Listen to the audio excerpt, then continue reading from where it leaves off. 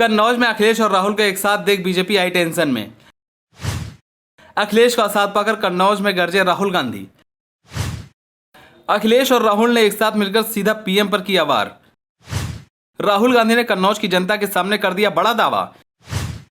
राहुल गांधी बोले, आप लोग मुझसे लिखवा कर ले लो, नरेंद्र मोदी हिंदुस्तान के प्रधानमंत्री नहीं बनेंगे। चलिए आपको बताते हैं कन्नौज में राहुल और अखिलेश ने क्या कहा। लोकसभा चुनाव के लिए उत्तर प्रदेश में वह सियासी तस्वीर पहली बार सामने आई जिसका इंतजार समाजवादी पार्टी और कांग्रेस के कार्यकर्ता और नेता इंतजार कर रहे थे। यूपी में चुनाव के 3 चरण संपन्न होने के बाद पहली बार राहुल गांधी और अखिलेश यादव ने पहली जनसभा की। इससे पहले दोनों ने यूपी में पहले चरण के मतदान से पहले गाजियाबाद में एक संयुक्त प्रेस वार्ता की थी। राहुल और अखिलेश के अलावा आम आदमी पार्टी के नेता और राज्यसभा सांसद संजय सिंह भी मंच पर नजर आए। तीनों नेता कन्नौज में जनसभा के लिए पहुंचे हैं। इसके अलावा राज्यसभा सांसद प्रमोद तिवारी भी मंच पर मौजूद रहे। उधर 7 साल बाद राहुल गांधी और अखिलेश यादव एक साथ देखे गए और दोनों नेताओं ने मिलकर बीजेपी और प्रधानमंत्री नरेंद्र मोदी पर हमला बोला। जब राहुल गांधी ने कहा कि अब हम बब्बर शेर बनकर शिकार कर रहे हैं, तो अखिलेश यादव का कहना था कि बीजेपी का बैलेंस खराब कर दो, अब सिर्फ 4 चरण ही बचे हैं। वहीं राहुल गांधी ने कहा कि कन्नौज अपने इत्र के लिए मशहूर है और चुनावी सरगर्मी कितनी भी हो उसकी खुशबू जरा भी कम नहीं होती। तभी तो कन्नौज में कांग्रेस नेता राहुल गांधी का स्वागत भी अखिलेश यादव ने इत्र देकर ही किया। आपको बता दें कि कन्नौज में 13 मई को मतदान होना है और इसके बाद 5वें चरण में 20 मई को रायबरेली के लोग भी वोट डालेंगे। अखिलेश यादव कन्नौज से समाजवादी पार्टी के और राहुल गांधी रायबरेली से कांग्रेस के टिकट पर चुनावी मैदान में उतरे हैं। गांधी परिवार के लिए महत्वपूर्ण तो अमेठी लोकसभा सीट भी है, लेकिन राहुल गांधी यूपी में अकेले उम्मीदवार हैं। लेकिन मुलायम सिंह यादव के परिवार के 5 सदस्य लोकसभा चुनाव लड़ रहे हैं।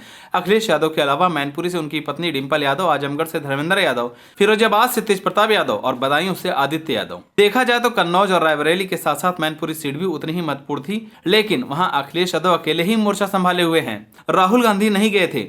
मैनपुरी में वोटिंग हो चुकी है। कन्नौज सीट पर 2019 में डिंपल यादव बीजेपी के सुब्रत पाठक से चुनाव हार गई थी।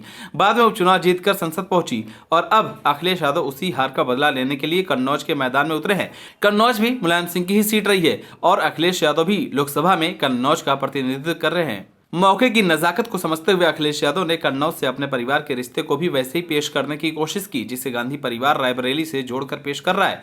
वहीं मुलायम सिंह यादव को याद करते हुए अखिलेश यादव ने कहा कि नेताजी ने कहा था कि वो कन्नौज के लोगों के पास भेज रहे हैं, इसे नेता बना देना, इसे सुल्तान बना देना। अखिलेश का कहना था कि मुलायम सिंह यादव ने कभी भी कन्नौज का साथ नहीं छोड़ा। कहने का मतलब यह है कि वो कभी कन्नौज का साथ नहीं छोड़ेंगे। आपको बता दें कि अखिलेश यादव के साथ दूसरी बार सार्वजनिक मंच शेयर करते हुए राहुल गांधी पूरे फुल फॉर्म में नजर आए। इससे पहले वो गाजियाबाद में अखिलेश यादव के साथ साझा प्रेस कॉन्फ्रेंस में देखे गए थे। फिर उसके बाद कन्नौज और अब अगला पड़ाव रायबरेली होगा। अडानी और अंबानी पर मोदी के सवाल का जवाब तो प्रियंका गांधी ने ही दे दिया था। राहुल गांधी का कहना था कि अडानी अंबानी पर घेरा तो अब मोदी जी का मुंह खुल गया। कन्नौज की रैली में मोदी के सवाल का जवाब देते हुए राहुल गांधी ने कहा कि प्रधानमंत्री ने पिछले 10 साल में अडानी अंबानी का नाम ही नहीं लिया। 10 साल में हजारों भाषण दिए। जब कोई डर जाता है तो उन्हीं लोगों का नाम लेता है जिसके बारे में सोचता है। बचा पाएंगे? इसीलिए नरेंद्र मोदी जी अपने 2 मित्रों का नाम नहीं ले रहे हैं। वो कह रहे हैं कि इंडिया गठबंधन ने मुझे घेर लिया है, मुझे इनसे बचाओ, मैं हार रहा हूं। राहुल गांधी ने दावा किया कि आप लोग मुझसे लिखवा कर ले लो, नरेंद्र मोदी हिंदुस्तान के प्रधानमंत्री अब नहीं बनेंगे।